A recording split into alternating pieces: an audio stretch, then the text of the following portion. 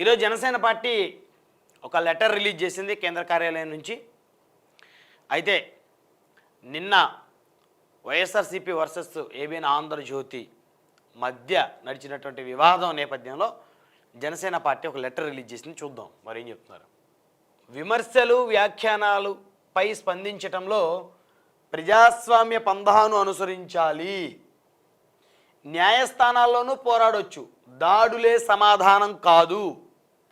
YCP చేస్తున్న దిగజారుడు వ్యాఖ్యలకు కూటమి పార్టీలు ఏం చేయాలి?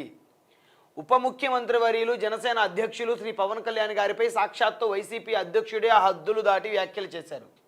ప్రజా జీవితంలో ఉన్న ప్రతి ఒక్కరి నడతను మాటలను జంజీ గమనిస్తోంది, మర్చిపోవద్దు.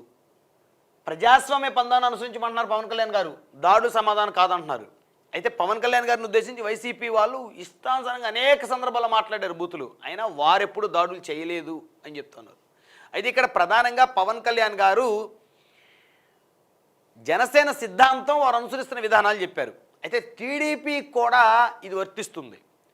అంబటి రాంబాబు ఇంటి మీద వాళ్ళు దాడి చేశారు, ఇల్లు బద్దలు కొట్టారు, ఇల్లు మొత్తం తగలబెట్టేశారు, ఆయన కార్యాలయము ఆయన కార్లు. అక్కడ కూడా కోర్టు ద్వారా అంబటి రాంబాబుని జైలుకి ఏడ్చొచ్చు, శిక్షించవచ్చు, దాడులు చేయాల్సిన అవసరంలా.